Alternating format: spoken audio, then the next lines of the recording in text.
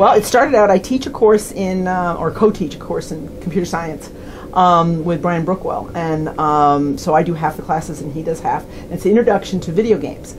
And they're all gamers who want to who write games.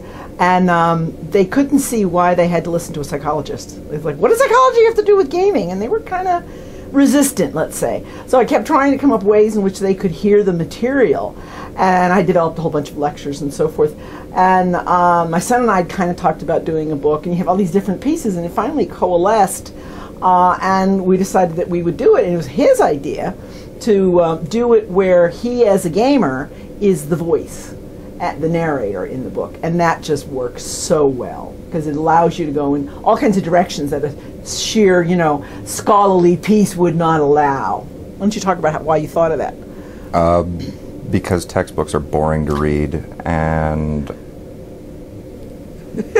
they're really boring to read, even when the things that you're reading are interesting. And it's the things that I've always appreciated most from an academic standpoint when I was going to Grant MacEwan or after the fact was when something was not only informative and concise in what it was presenting, but also that it was entertaining as well. And that's what we kind of shot for in the book.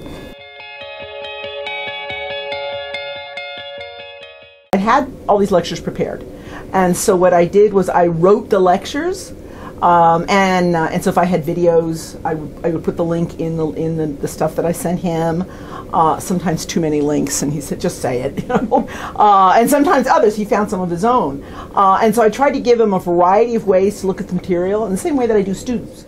She'd give me the original material, which I would then abbreviate and make it a little bit humorous, and that's pretty much how the book came out. Okay, but you got to realize, every single chapter he would then read it to me, because I prefer to be read to. Yeah, she can't actually read. It's weird. No, like she can sit down at a chair and recognize that they're words, but someone else has to say them for them to be processed. I read student papers all the time, but if I can get by not doing it, so every day after work I would come home and he would read me.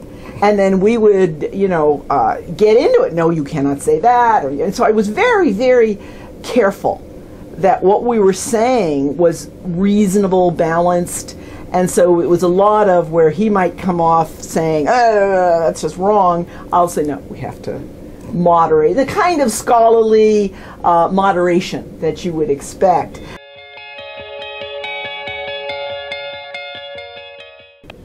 She's always critiqued my work, and because I've been writing since I was 10. And so when it came to commissioning me to be able to do the book for her, and doing it in a way that would be not only respectful of what she wanted to present, but also what we both mutually had to say, it was very easy, and it was almost familiar to us at that point. Yeah. Well, and he was very respectful at that. In terms of content area, I had the final word. And I was very respectful in terms of cases, attitude, language. There's lots of cursing in it. There's not a lot. It's occasional cursing. All right. Well, in any case, I was fine with that. Okay, I get a kick out of his humor. So we complimented each other and were respectful of each other.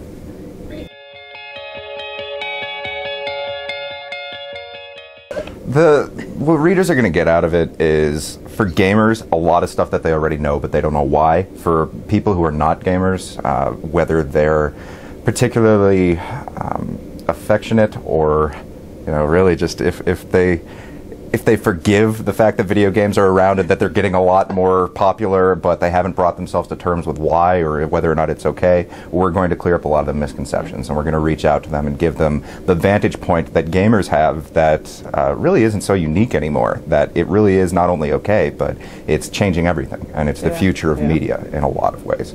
Well, and it's a very positive spin, which doesn't mean we don't talk about aggression. We talk about that. We talk about addiction, but we put it in a proper context. Too often things get spun out, either if it's teachers or parents or media or whatever, it gets out of proportion. And so we put it in a proper context, and then we also talk about the benefits, and increasingly you're hearing various benefits, in the media.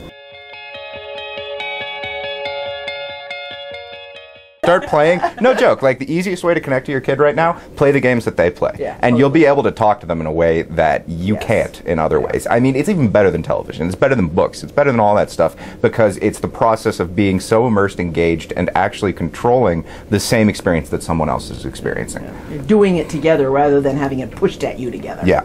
As television or a movie would. So it's a really great device in that respect.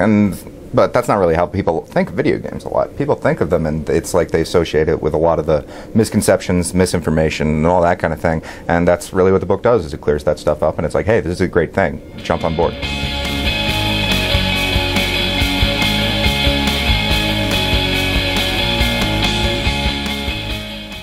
So would she interview your friends all the time when they'd come over? No, she doesn't really interview them. She hovers around us and asks an annoying question. Yeah, So she doesn't come out with like a clipboard and test tube. She comes out with like a half-eaten piece of pie and an inquisition, and it's like, okay, that's great. Thank you for respecting my space. Now that you've gotten your little case study, run along. So yeah. It's every parent's dream to have some excuse to hover. Seriously. Well, hey, parents, if that's the dream, to have an excuse to hover, video games are here, and you have your excuse.